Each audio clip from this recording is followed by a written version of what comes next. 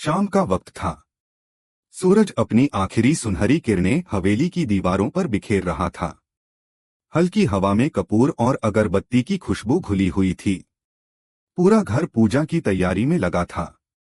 यही वो घर था जहां हर दीवार पुरखों की शान बयां करती थी और हर कोना अपनी अलग कहानी कहता था। लेकिन आज उस हवेली के भीतर एक ऐसी साजिश पनप रही थी जो किसी की जिंदगी बदल देने वाली थी। अहाना इस घर की सबसे छोटी बहू। सबके बीच वह अपनी मासूमियत, सादगी और संस्कारों के लिए जानी जाती थी। जो भी उसे जानता था बस यही कहता, कितनी समझदार और शांत लड़की है। मगर आज उसके चेहरे पर एक अनजानी चिंता थी। दिल में बेचैनी, जैसे कोई बुरा साया पास आ रहा हो। आंगन के एक कोने में बुआ जी बैठी थीं। उनकी आंखों में जलन थी और चेहरे पर झूठी मिठास। अहाना की बढ़ती इज्जत उन्हें कांटे की तरह चुभ रही थी। वो इस घर की पुरानी सदस्य थीं और बरसों से अपने चालाक दिमाग से सबको अपने इशारों पर नचाती आई थीं। मगर अब अहाना के आने से जैसे उनके ताज की चमक फीकी पड़ गई थी। अब बहुत हो गया, उन्होंने खुद से बुदबुदाया। आज इस लड़की को दिखा दूंगी कि मैं कौन हूं। थोड़ी देर बाद उन्होंने किसी को फोन लगाया। आवाज बहुत धीमी थी मगर शब्द जहरीले। तैयार रहना, आज रात सब कुछ खत्म कर देंगे। किसी को शक नहीं होना चाहिए। फोन रखते ही उनके होठों पर एक ऐसी मुस्कान आई जिसे देखकर इंसान ही नहीं, दीवारें तक डर जाए। रात का अंधेरा धीरे धीरे हवेली को अपनी आगोश में ले रहा था। पूजा खत्म हो चुकी थी। सब अपने अपने कमरों की ओर जा रहे थे। अहाना ने दुर्गा माँ के सामने दीपक जलाया, हाथ जोड़कर बोली, माँ, सब कुछ तेरे हवाले हैं। मेरे घर में सदा सुख शांति बनी रहे। उसकी आंखों में विश्वास था, मगर किस्मत ने उसके लिए कुछ और ही लिखा था।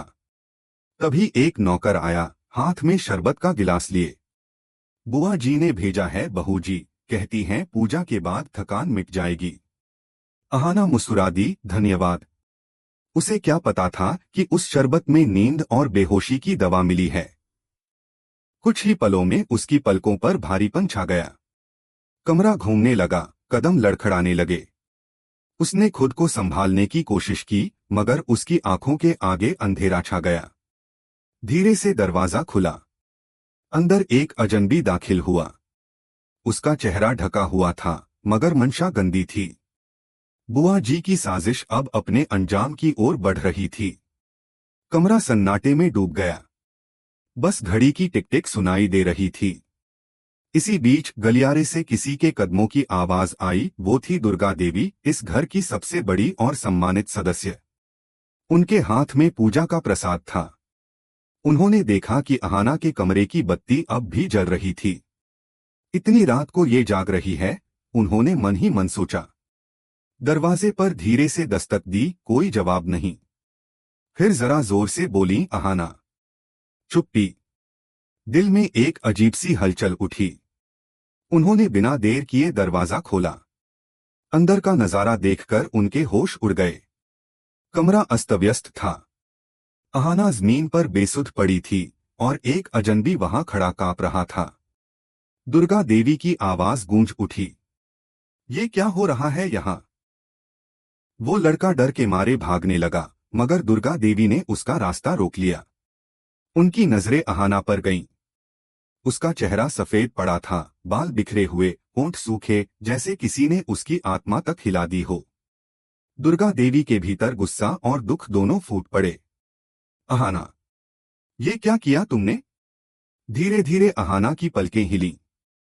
उसने कमजोर आवाज में कहा, माँ, मैंने कुछ नहीं किया। किसी ने कुछ पिलाया था। मुझे कुछ याद नहीं। दुर्गा देवी का मन एक पल को डगमगा गया। क्या सच में उनकी संस्कारी बहू ऐसा कर सकती है? उन्होंने पानी लाकर उसके चेहरे पर छींटे मारे। कुछ मिनटों बाद अहाना ने आंखें खोली। आंसू उसके गालों पर लुढ़क रहे थे। माँ, वो आदमी, उसने मुझे जबरदस्ती कुछ पिलाया। फिर सब धुंधला हो गया। मुझसे कुछ गलती नहीं हुई। दुर्गा देवी के दिल में ममता जाग उठी। उन्होंने उसे सीने से लगाया, मत डर, मैं तेरे साथ हूं। मगर किस्मत को अभी चैन कहा। तभी बाहर से बुआ जी की आवाज गूंजी, सब लोग आओ, देखो इसने घर की इज्जत मिट्टी में मिला दी। कुछ ही मिनटों में पूरा परिवार कमरे में आ गया। सबके चेहरों पर तिरस्कार और सवाल थे। बुआ जी नाटकीय अंदाज में बोली, देखा ना, हमने कहा था ना, ये लड़की इस घर के लायक नहीं है। अर्जुन, अहाना का पति, अंदर आया। गुस्से से उसका चेहरा लाल था। उसने कमरे में नजर दौड़ाई और फिर अहाना की तरफ बढ़ा। मुझे तुम पर शर्म आती है, अहाना। मैंने तुम पर भरोसा किया था, लेकिन तुमने। उसकी आवाज टूट गई। अब इस घर में तुम्हारे लिए कोई जगह नहीं। अहाना रो पड़ी। अर्जुन, मेरी बात सुनो, मैं निर्दोष हूं, किसी ने मुझे फंसाया है। मगर अर्जुन के कान जैसे बंद हो गए थे। वह बिना पीछे देखे चला गया। सन्नाटा छा गया। दुर्गा देवी ने सबको रोका, कोई मेरी बहू पर उंगली नहीं उठाएगा, मुझे उस पर भरोसा है। उनके शब्दों में दृढ़ता थी, लेकिन आंखों में दर्द भी। उस रात अहाना की दुनिया बिखर गई। वो रात उसके लिए एक ऐसा ख्म बन गई जो वक्त के साथ और गहरा होता गया। मगर जैसे कहते हैं, जब हर दरवाजा बंद होता है, तब सच की एक खिड़की खुलती ही है। रात बीत चुकी थी, पर हवेली का माहौल अब भी ठंडा और भारी था। कोई कुछ नहीं बोल रहा था। दीवारें भी जैसे शर्म से झुकी हुई थीं। अहाना अपने कमरे के एक कोने में बैठी थी। उसकी आंखों से आंसू थमने का नाम नहीं ले रहे थे। उसकी दुनिया, उसका विश्वास, उसका प्यार, सब कुछ एक ही रात में टूटकर बिखर गया था। सुबह की पहली किरण खिड़की से भीतर आई, पर उसके मन में कोई उजाला नहीं था। तभी दरवाजे पर हल्की दस्तक हुई। यह दुर्गा देवी थीं। उनके चेहरे पर गंभीरता थी, पर आंखों में दृढ़ निश्चय चमक रहा था। अहाना, उन्होंने धीरे से कहा, अब वक्त है सच्चाई को सामने लाने का। अहाना ने सिर उठाया, उसकी आवाज कांप रही थी। माँ, अब कौन विश्वास करेगा मुझ पर? सबकी निगाहों में मैं अपराधी बन चुकी हूँ। दुर्गा देवी ने उसका हाथ थामा। सच को छिपाया जा सकता है, मिटाया नहीं जा सकता। और मैं जब तक जिंदा हूं, किसी की साजिश को जीतने नहीं दूंगी। इतना कहकर उन्होंने नौकरों को बुलाया। एक एक से पूछताछ शुरू हुई। हर नौकर की आंखों में डर था। कोई कुछ बोलने की हिम्मत नहीं कर पा रहा था। तभी पुराने नौकर हरि ने धीरे से कहा, मालकिन, उस रात मैंने किसी को बुआ जी के कमरे से निकलते देखा था। वो आदमी अजनबी था। मैं उसे नहीं पहचानता। दुर्गा देवी की आंखों में चमक आ गई। उन्होंने तुरंत उस दिशा में कदम बढ़ाए। बुआ जी का कमरा हमेशा की तरह चमचमाता था, लेकिन उस चमक के पीछे अब डर छिपा था। बुआ जी ने मुस्कुराकर कहा, अरे भाभी जी, सुबह सुबह कैसे आना हुआ? दुर्गा देवी ने बिना भाव बदले कहा, बस ऐसे ही थोड़ा हालचाल लेने आई थी।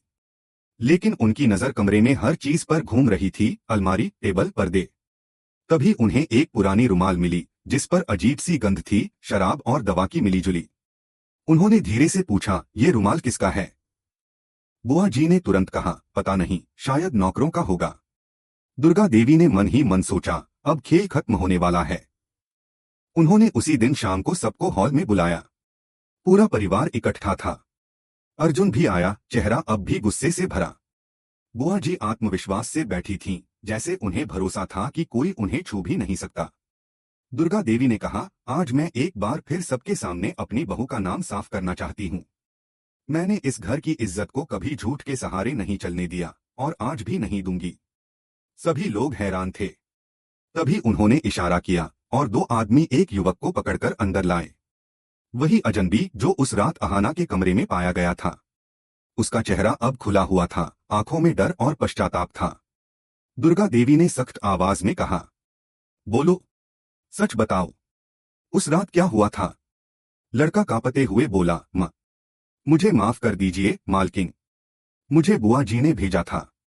उन्होंने कहा था कि बस लड़की को बदनाम कर दो ताकि उसे घर से निकाल दिया जाए। मुझे पैसे का लालच दिया गया था। पूरा हॉल सन्नाटे में डूब गया। बुआ जी का चेहरा जैसे सफेद पड़ गया।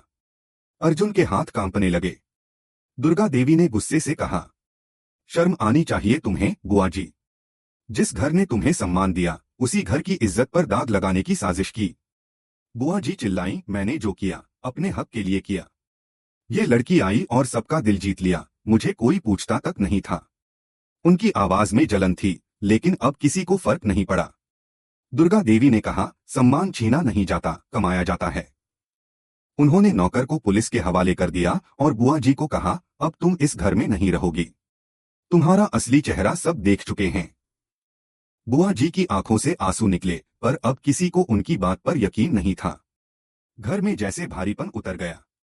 अर्जुन आगे बढ़ा, सिर झुका हुआ था। उसने अहाना के सामने आकर धीरे से कहा, मुझे माफ कर दो। मैंने तुम्हारी बात सुने बिना तुम्हें दोषी ठहरा दिया। अहाना की आंखों से आंसू बह निकले, पर इस बार उनमें दुख से ज्यादा राहत थी। उसने कहा, गलतियां इंसान से होती हैं अर्जुन, पर जब दिल साफ हो तो माफी भी सच्ची लगती है। दुर्गा देवी ने दोनों के सिर पर हाथ रखा। अब इस घर में फिर कभी किसी की साजिश नहीं चलेगी। हम सबने जो झेला वह हमें और मजबूत बनाएगा। शाम का सूरज फिर एक बार हवेली की दीवारों को छू रहा था। वही सुनहरी रोशनी जो पिछली रात के अंधेरे को मिटा रही थी। अहाना ने मां दुर्गा के सामने दीपक जलाया और कहा, मां, तूने मेरा नाम साफ किया, अब मुझे बस इतना वरदान दे कि इस घर की इज्जत हमेशा बनी रहे। कमरे में हल्की हवा चली, जैसे खुद देवी मां ने उसके माथे पर हाथ रख दिया हो। उस दिन के बाद हवेली में सब कुछ बदल गया। साजिश की जगह विश्वास ने ली, नफरत की जगह प्यार ने। और अहाना ने एक बार फिर साबित कर दिया